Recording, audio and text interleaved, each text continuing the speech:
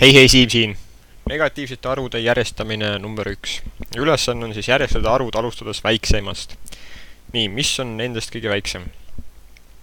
Kui sa mäletad siin, kui sa näed siin kõik negatiivsed arvud, kui sa mäletad, siis negatiivne arv tähendas seda, et midagi on puudu, et midagi ei ole, et sa võid mõelda seda kas või näiteks raha mõttes, et sa oled sõbrale võlgu, et nüüd võtame siin 20 näiteks, et sa oled sõbrale võlgu 20 eurot. Et see on midagi puudu, see saad, kui sul endal oleks, see on siis -20.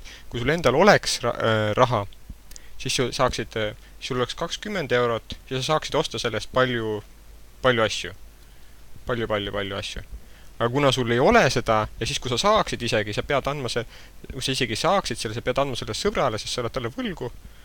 On viisakas tagasi maksta võlg, et mis on, see võlg on võõra oma.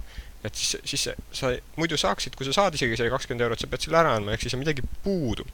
Ehk siis vaatame, kus on kõige rohkem midagi puudu. Et kui sa näed, siis kõige rohkem midagi puudu on 60, -60. Ehk siis järjestamine algab siis sealt poolt, kus me hakkame lugema, on -60. See tähendab, et mul on kõige rohkem midagi puudu, kas siis raha või mingid õunasid või kommisid, et midagi on puudu. Nii, järgmisena, ja mis kõige suurem nendest on, kuna see on kõik negatiivsed arvud, siis me peaksime leidma, mis kõige vähem puudu on. Et mulle tundub, et see on kõige vähem puudu olev arv, siis me paneme selle juba siia ära. -3, ehk siis ainult kolm midagit on puudu, kas 3 eurot on puudu, või 3 autot on puudu, 3 mida iganes. Ja nüüd hakkame neid vahepealsed arvused siin omavahel kokku panema. Võtame siin, vaatame, mis pärast 3 on järgmise suurusega. Mulle tundub, et on 15, kasutusime teist värvi, 15, ehk siis 15 tuleb siia, sest et ta on natuke rohkem puudu kui 3, aga ikkagi vähem puudu kui 60. Samamoodi on siin 18 selline, mis kohe tuleb pärast 15 üsna lähedal on. See on -18. Nii, 15, 18, pärast 18 tuleb kohe 20, mis meil siin esimene arv oli. -20 ja siis üle jääb meil 32, mille me siis kirjutame, -32, mille me siis kirjutame siia vahele. Kui see raha näide sulle päris hea ei ole, siis me võime, sa võid ette kujutada see temperatuurina. Temperatuuri skaalat oled ikka kõik näinud. Et siia joonistan kiiresti ja temperatuuri skaalal on see, et siis kui me oleme, oletame, et see on siin 0, oletame, et see on 20 siis. 20 kraadi on selline hea toatemperatuur, hea mõnus ja soe, ei ole mingit probleemi. Aga kui me läheme, ütleme, see on siis 0, ja kui me nüüd läheme siia allapoole, siis vasakule poole, siis asi läheb külmemaks ja mul on veel ebamugavam ja halvem olla. Et samamoodi, nüüd kui negatiivseid arve hakkame siia peale kandma, et võtame siit -3, -3 on siin üsna lähedal.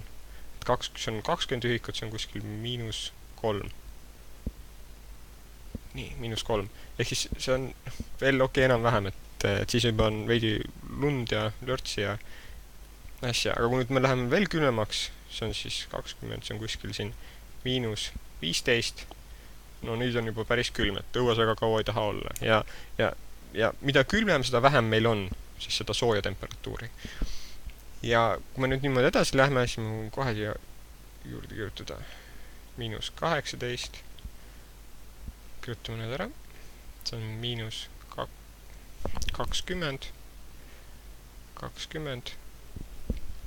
Nii, see on järgmine -30. -30.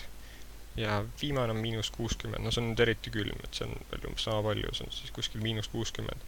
Et tegelikult, kui temperatuuris mõelda, siis tegelikult isegi -60 on maa peal olnud. Et päris külm ja muidugi mitte Euroopas. Ja teine võimalus on siis proovida katsutada seda temperatuuri järgi arusaamist, mida on rohkem või mida on vähem. Ole tubli!